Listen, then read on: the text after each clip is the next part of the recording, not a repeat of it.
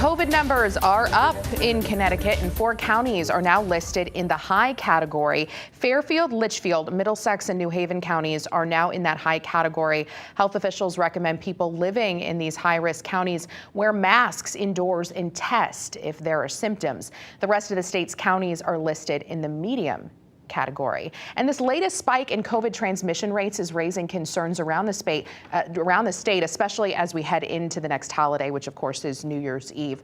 To talk about those concerns, we welcome Dr. Ulysses Wu from Hartford Healthcare. Thank you so much for joining us, Dr. Wu.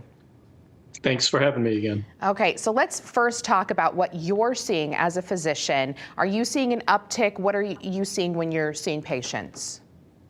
Yeah, I mean, we're seeing exactly what was to be expected. We knew that once that the weather started getting colder, that we would start to see a rise in numbers. And that happened early on in November. And with the weather report, anything that's unseasonably warm is good because it drives people outside. But once the weather starts getting colder, it starts driving people inside, which the numbers started rising early November. Then we had, I think part of that was also driven by Halloween, but we had Thanksgiving as well. And we started seeing more numbers rising.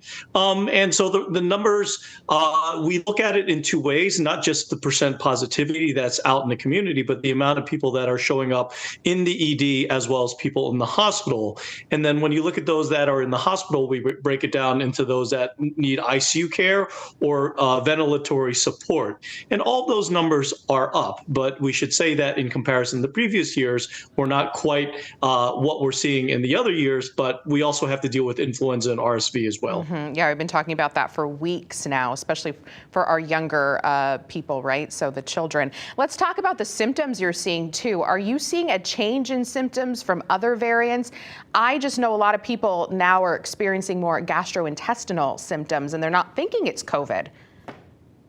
Yeah, so gastrointestinal symptoms have always been a part of COVID, and we've certainly seen that all the way through the pandemic. But at this point, we are saying if you have any GI illness or if you have any pulmonary illness or upper respiratory illness like a head cold, those three things you really should be considering any of the diseases that are out there, starting with COVID, but you should also be considering influenza and RSV.